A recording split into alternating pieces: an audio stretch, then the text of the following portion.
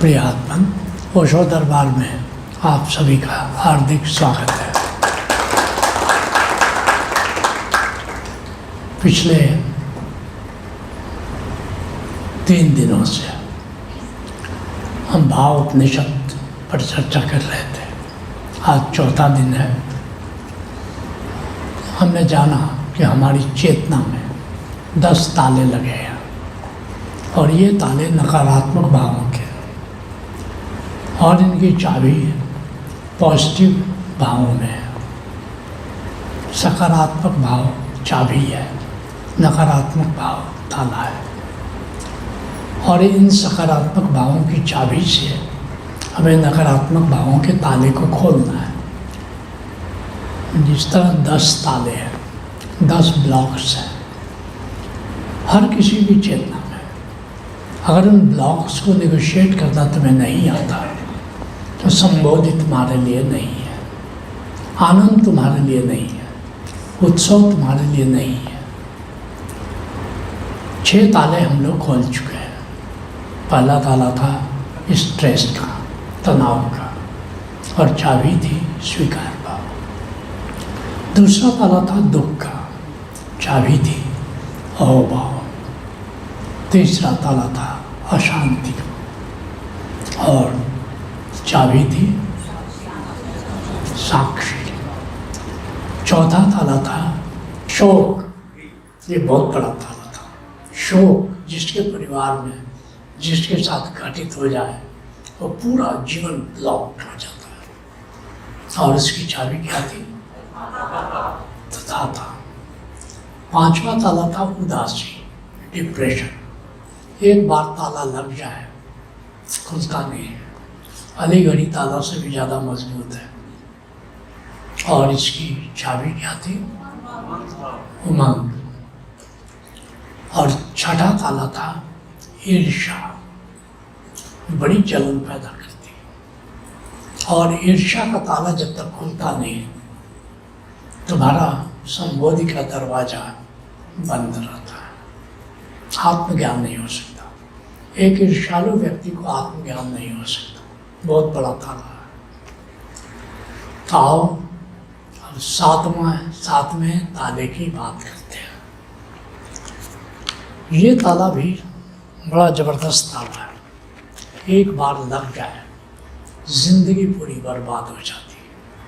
उस ताले का नाम है द्वेष, हॉस्टिलिटी, एनिमिटी।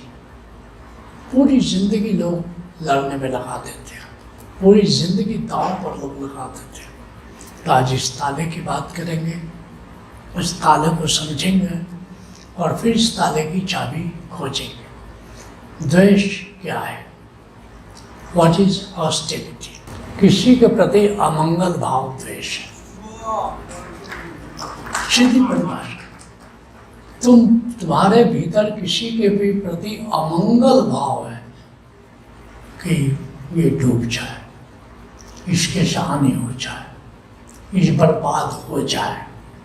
असली बीज वो है, द्वेष का बीज वहाँ है। किसी के प्रति अमंगल भाव है, उस भाव के कारण बाकी चीज़ें पैदा हो जाती है। दुश्मनी पैदा हो जाती है, हॉस्टिलिटी पैदा हो जाती है, बैर भाव पैदा हो जाता है, नुकसान पहुंचाने की चाहत पैदा हो जाती है। लेकिन पहला बीज द्वेष का क्या है? अमंगल भाव। अमंगल कि इसका बेड़ा गर्क हो। गाली देते हैं ना लोगों को, नारा तेरा बेड़ा गर्क हो। अमंगल भाव पैदा हो गया। वैसे पंजाब की माताएं जो हैं प्यार से बच्चों को कहती है तेरा बेड़ा गर्क हो, लेकिन वो साथ नहीं दे रही है। उनके भीतर अमंगल भाव नहीं है, तू मर जा। पंजाब में माताएं बच्चों के प्रति बहुत खुश होती है तो कहते तू मर जा, लेकिन मतलब क्या होता है? तू जी जा, तू कभी मत मर। तो केवल शब्दों पर मत जाना, उसके पीछे भाव को पकड़ना। अमंगल भाव, कोई शब्द तुम बोल रहे हो लेकिन तेरा बड़ा बेड़ा गर्क हो। हाँ, हंसते हुए भी बोल सकते हो, तब अमंगल भाव नहीं है। शब्दों पर मत जाना, लेकिन सचमुच तेरा इंटेंशन है कि उसका बेड़ा गर्क हो, तो ये क्या है? द्वेष। कितने लोग समझ गए? Beautiful, beautiful. जब एक बार ताले की समझ पैदा हो गई कि कितना बड़ा छेद है, कितना लंबा है, कैसे चाबी बन सकती है, फिर चाबी बन सकती है। तो द्वेष से मुक्ति का उपाय क्या है? द्वेष से मुक्ति का उपाय क्या? किसी से दुश्मनी है, दुश्मनी है, तो कैसे दुश्मनी खत्म करोगे? हॉस्टिलिटी है, अमंगल भाव भीतर भरा हुआ, तो कैसे उसके प्रति दुश्मनी दूर हो? प्रेम, अपने भीतर प्रेम को बढ़ाओ। उसके प्रति नहीं कह रहा हूँ, याद रखना। क्यों किसी के प्रति द्वेष पैदा हो गया? क्योंकि तुम्हारे भीतर प्रेम की कमी है। प्रेम की कमी के चलते द्वेष भाव पैदा होता है। तो तुम उसके प्रति तो प्रेम नहीं बढ़ा सकते, जिसको तुम द्वेष करते हो उससे प्रेम तुम नहीं कर सकते, क्योंकि प्रेम के लिए आकर्षण जरूरी है। अब द्वेष में तो विकर्षण होता है, तो जिसके प्रति तुम्हारे मन में द्वेष तो विकर्षण है, तो उसके प्रति तो आकर्षण पैदा नहीं हुआ। प्रति की बात नहीं हो रही, ये एक बात, ये एक तरह से सिम्टम है। अगर किसी के प्रति द्वेष है, मतलब तुम्हारे भीतर प्रेम भाव की कमी है। तो क्या करना है? अपने प्रेम के लेवल को बढ़ाओ। किस लिए बढ़ाओ? जिन प्रेम की होते नहीं प्रभु पाए। बिना प्रेम के प्रभु को पाया नहीं जा सकता। द्वेष तुम्हारे मन में है, इसका मतलब कि प्रेम की कमी है। तुम प्रभु को कैसे पा सकते हो? नहीं पा सकते हो। तो ये बोध तुम्हारे मन में आना चाहिए कि हमारे भीतर अभी भी किसी के प्रति द्वेष है, इसका मतलब मेरे भीतर प्रेम का लेवल डाउन है। प्रेम का लेवल डाउन है।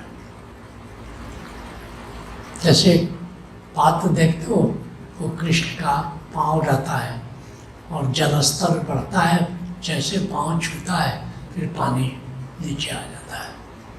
यमुना जी ने वो बना, खिलौना है, खिलौना है। तो जैसे ही तुम्हारा प्रेम का जलस्तर बढ़ेगा, कृष्ण जी के पाँव को छू लेगा। तो हमें उस व्यक्ति से मतलब नहीं है। जिस व्यक्ति के प्रति हमारे मन में द्वेष है, उससे बात अब लेना देना नहीं है। अब एक सिम्टम आ गया, कफ आ रहा है, सिम्टम आ गया, टीबी हो सकता है। स्वास्थ्य, टीबी के रहते स्वास्थ्य कैसे होगा बताओ? नहीं रह सकता। अपने को स्वस्थ करो, अब दवा लो। और द्वेष रोग की दवा क्या है? प्रेम। उसके प्रति नहीं, एक भीतर प्रेम पूर्ण हो जाओ। तुम्हारे भीतर प्रेम के जलस्तर को बढ़ाओ। और प्रेम का नियम है, जिससे प्रेम, जिसको तुम देते हो, प्रेम वहाँ से नहीं मिलता, नहीं मिलता। खास करके जिन संबंधियों को या और किसी को जिससे तुम्हारा संबंध है, जहाँ तुम्हारा अधिकार है, वहाँ से प्रेम नहीं लौटता है। जैसे मैं प्रेम प्रज्ञा में उदाहरण देता हूँ कि कुआं जिसको जल देता है, वहाँ उस व्यक्ति से उस कुएं को जल वापस नहीं मिलता। नदी जिसको जल देती है, उस व्यक्ति से या उस पशु से उसको जल नहीं मिलता, लेकिन कहीं से भी मिलता है। उसके उद्गम से मिलता है, कुएं को उसके स्रोत से मिलता है, और जितना वो खर्चता है उतना मिलता है। नियम है कि नहीं? तो उसी तरह से अपने भीतर तुम प्रेम बढ़ाओ, और प्रेम बढ़ा के किसी को तुम दो मत। इससे विचलित हो जाना कि जिसको पत्नी को दे रहा हूँ, पति को दे रहा हूँ, संबंधियों को दे रहा हूँ, सास को दे रहा हूँ, ससुर को दे रहा हूँ, पड़ोसी को दे रहा हूँ, वहाँ से तो मिल ही नहीं रहा। अरे नियम है कि वहाँ से नहीं मिलता।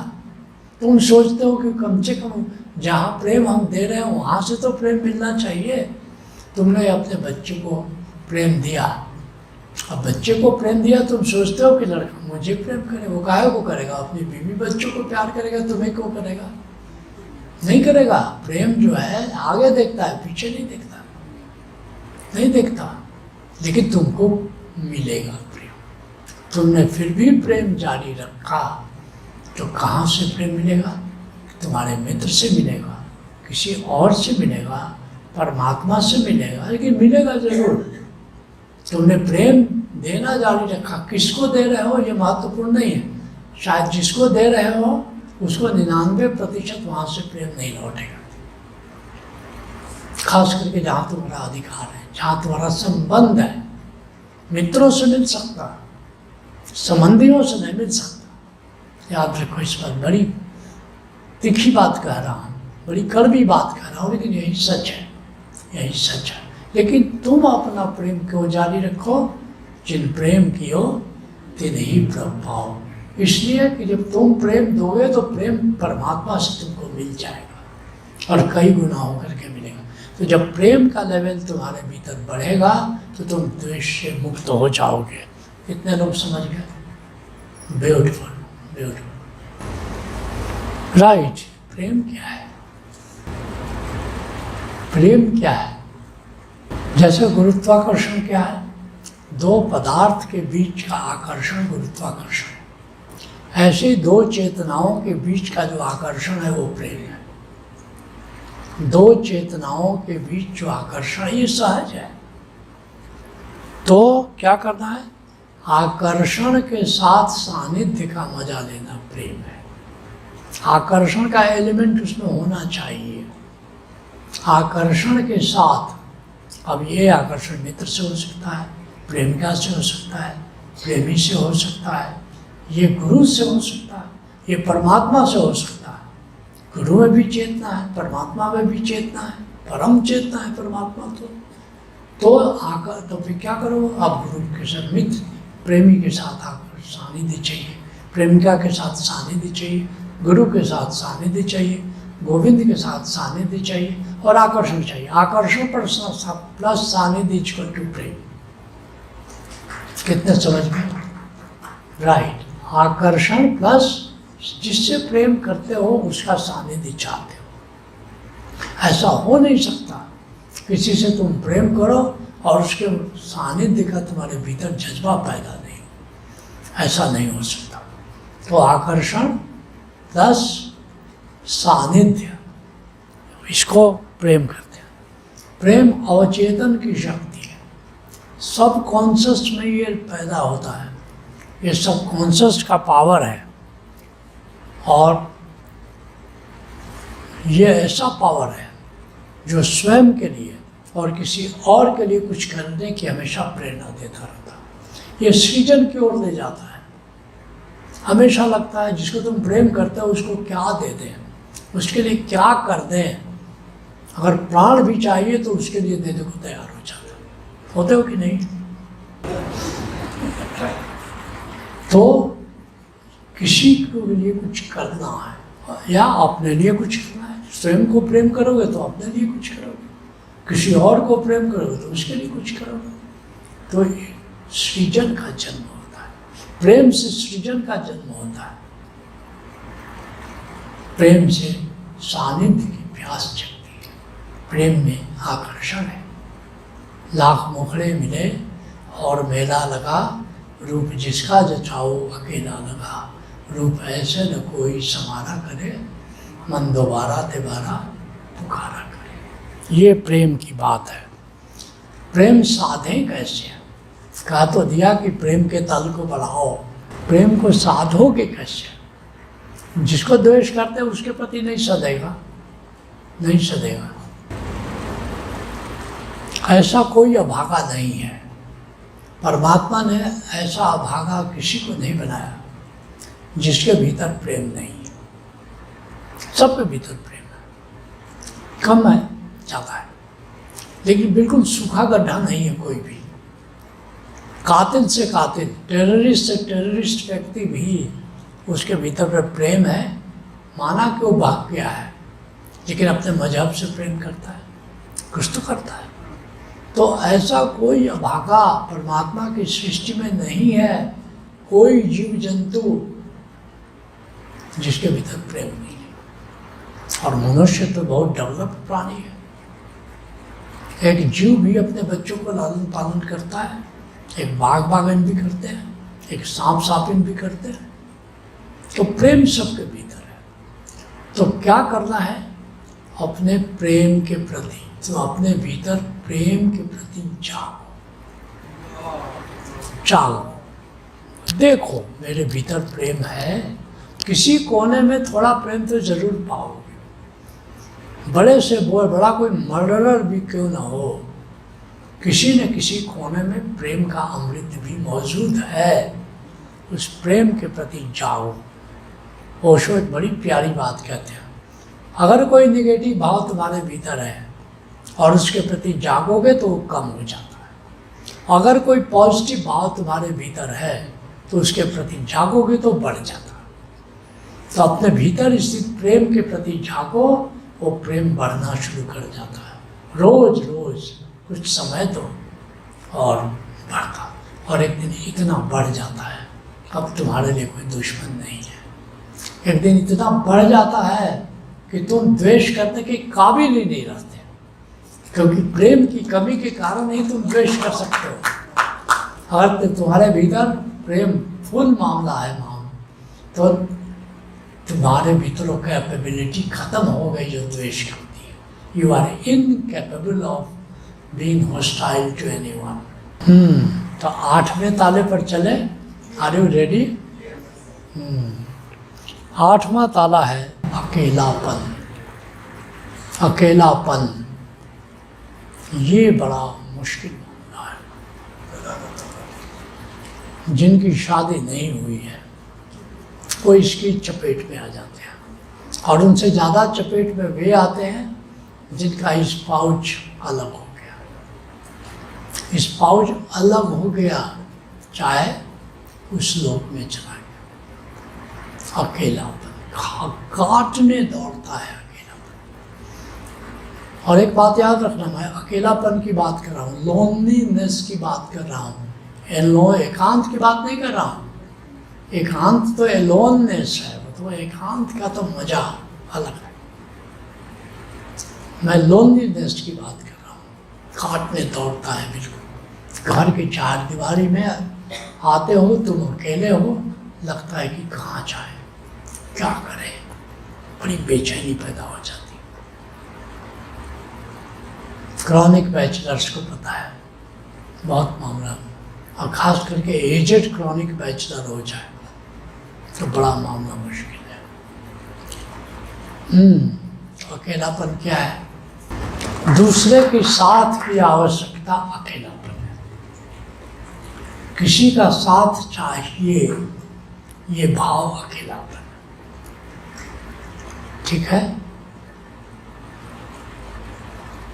अगर साथ के बिना तुम रह सकते हो तो फिर क्या है? तुम्हारे लिए अकेलापन नहीं है, तुम्हारे लिए एकांत का मजा है। फिर तो एकांत है। साथ की जरूरत महसूस नहीं हो रही है तो एकांत है, और साथ की जरूरत पड़ रही है तो अकेलापन है। और जो लोग अकेले रहते हैं उनसे पूछो, जो पति और पत्नी एक दूसरे को कष्ट दे रहे हैं उसमें से भी एक सेपरेट हो गया, कम से कम दुख देने के लिए तो कोई था, वो भी नहीं रहा, और दुख से ज़्यादा बड़ा कष्ट हो जाता है। जिंदगी भर पति पत्नी जो लड़ते रहे, एक स्पाउस विदा हुआ, दूसरे का अकेलापन। वो थी तो कुछ तो बात करती थी, कुछ तो माना कि चिढ़ाती थी, कुछ तो माना कि हमें दर्द देती थी, मगर दर्द देने वाला भी तो कोई था। बड़ी अकेलापन, ये बहुत कष्टदायक है। ठीक है? जब ये पता हो गया कि दूसरे के साथ की आवश्यकता अकेलापन है। शकील बादाउनी का गीत तुमने सुना होगा, हमको भी साथ ले लेने हम रह गए अकेले। बड़ा प्यारा गीत है, पूरा गीत सुनोगे तो अकेलापन पर है। हमको भी साथ ले लेने हम रह गए अकेले। साथ की आवश्यकता, तो अकेलापन से मुक्ति का उपाय क्या है? अकेलापन से मुक्ति का उपाय क्या है? तन की औषध तो मिल जाती है, लेकिन मन के दंशन की दवा नहीं मिलती है। अपनत्व चाहिए तो बाहें फैलाओ, खिड़की खोले बिन हवा नहीं मिलती है। एक अकेला व्यक्ति का मतलब हुआ अपनी खिड़कियां उसने बंद कर दी, अपने दरवाजे उसने बंद कर दिए और ताज़ी हवा के झोंके का इंतज़ार कर रहा है। ऐसा नहीं होता। अगर ताज़ी हवा का झोंका चाहिए तो अपनी खिड़की खोलो, अपनी बाहें फैलाओ, मैत्री भाव पैदा करो, मित्र पैदा करो। गौतम बुद्ध कहते हैं कि बिना मैत्री के जीवन व्यर्थ है। दुख अगर जीवन में है तो सिर्फ मैत्री भाव की कमी के कारण है। ये बुद्ध की फाइंडिंग है। देखा एक बाजिन की कहानी कि बाज ने बाजिन को जाकर कहा आई लव यू। बाजिन ने कहा वो तो ठीक है, चाहते क्या हो? तुमसे शादी करना चाहते हैं। बोला तुम्हारा कोई मित्र है? बोला मित्र तो नहीं है। बोला जाओ पहले मित्र पैदा करो। फिर उसने मित्र पैदा किया, 3 मित्र पैदा कर लिए। एक बाघ को मित्र बना लिया, एक कछुआ को मित्र बना लिया, ऐसे ही एक बगुले को मित्र बना लिया। बाजिन को बोला कि आई लव यू, उनकी वो सब बात नहीं हमको सुनना। मित्र बनाया, बोला हाँ 3 मित्र बना लिए। तो बोला फिर ठीक है। बोला कि तब पंडित से लगन पत्री दिखलवाए, मुहूर्त निकलवाए, बाजा बजवाए, उनके हाथ सब करो। और बुद्ध कहते हैं बाजिन तैयार हो गई सिर्फ इस बात पर कि इसके मित्र हैं। जी उस व्यक्ति से शादी मत करना। सब कन्याओं को बोलते हैं पहले पूछ लो तेरे मित्र कितने हैं। अगर वो कहता कि कोई नहीं मित्र हो, मेरी जान जो हो तो तुम ही बोले भाग। मित्र होने चाहिए, मैत्री भाव होना चाहिए, मित्र बनाने की आकांक्षा होनी चाहिए तुम्हारे भीतर। अगर मित्र बनाने की तुम्हारे भीतर आकांक्षा है तो तुम मित्र बना लोगे। मित्र के कभी कभी तुमको जीवन में महसूस नहीं होगी। और जब मैत्री भाव तुम्हारे भीतर है तो जिंदगी में कभी तुम अकेले नहीं रहोगे। ठीक? कितने लोग समझ गए? Beautiful, right. मैत्री भाव क्या है? मैत्री भाव अगर विद्यमान हो तो अकेलापन से मुक्ति हो। तो मैत्री भाव लेकिन है क्या? सम्मान के साथ सानिध्य का मजा लेना मैत्री भाव। प्रेम और मैत्री में क्या अंतर है?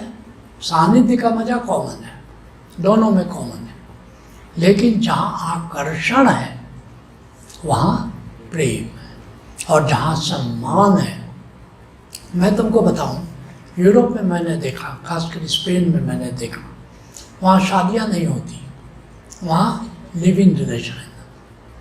लिव इन रिलेशन यूरोप में आजकल लिव इन रिलेशन है, and live in relation is more stable then marriages.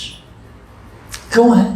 सम्मान भाव है, मैत्री भाव है। वहाँ जो स्पाउस होते हैं, जो लिविंग पार्टनर्स होते हैं, उनमें आपस में मैत्री भाव है, सम्मान है। वे जानते हैं अगर सम्मान नहीं रहेगा तो बंदा या बंदी चला जाएगा एकदम से। तो सम्मान जो है, और मैत्री कहते हैं, ओशो कहते हैं मैत्री प्रेम से ऊंचा है। Friendship is higher than love, ये ओशो की घोषणा है। क्यों? आकर्षण कितना भी हो टिकाऊ नहीं होता, लेकिन सम्मान टिकाऊ हो सकता है। प्रेम हमेशा क्षणभंगुर है, मैत्री क्षणभंगुर नहीं है। मैत्री दीर्घकालिक है। कोई मित्र हो सकता है, जीवन भर का मित्र हो सकता है, लेकिन आज तक देखा नहीं गया कि कोई जीवन भर का प्रेमी और प्रेमिका रहे, नहीं देखा जाता। लेकिन मैत्री जीवन भर की हो सकती है। बहुत से तुम जानते हो, अपने जीवन में जानते हो, कुछ मित्र हैं जो जीवन भर से मित्र हो सकता है। तो सम्मान के साथ सानिध्य के, जो 2 मित्र होते हैं वो आपस में बैठना चाहते हैं, एक दूसरे से मिलना चाहते हैं। बड़ी व्यग्रता रहती है मित्रों में, कब मेरा मित्र आएगा, क्या कब मैं उससे मिलूंगा। सबसे बड़ा मित्र कौन है? सबसे बड़ा मित्र कौन है? गौतम बुद्ध कहते हैं गुरु कल्याण मित्र है, हमेशा कल्याण चाहता है तुम्हारा। बाकी मित्र कभी कभी तुमसे कुछ फायदा भी चाहेंगे, गुरु तुमसे कोई फायदा नहीं चाहता, बस तुम मैत्री भाव में हो, सम्मान करते हो, काफी है, हो गया, काफी है। गुरु है सच्चा कल्याण मित्र, गौतम बुद्ध की घोषणा है। गुरु की मैत्री, और गुरु की मैत्री साधने के लिए क्या करना होगा? गुरु को मित्र बनाने के लिए क्या करना होगा? मैत्री भाव का सरल उपाय है अपने गुरु को हमेशा अंग संग जानो। अपने गुरु को हमेशा अंग संग जानो। मेरा गुरु मेरे साथ चल रहा है, और तुम देखोगे गुरु के जितने गुण हैं तुम्हें आने शुरू हो जाते हैं, गुरु की जितनी शक्तियां हैं तुम्हें आनी शुरू हो जाती है। अगर गुरु की मोहब्बत देव सत्ता से है, गोविंद की सत्ता से है, सत्यों की सत्ता से है, और गुरु को तुम अंग संग लेके चलो, तो वो सारी सत्ताएं तुम्हारी ओर आकर्षित हो जाती हैं, वो सारी सत्ताएं तुम्हारी अपनी हो जाती हैं, वो सारी शक्तियां तुम्हें प्रवेश करना शुरू की जाती हैं। गुरु को अपने अंग संग जानो। कितने लोग समझ गए? ब्यूटीफुल।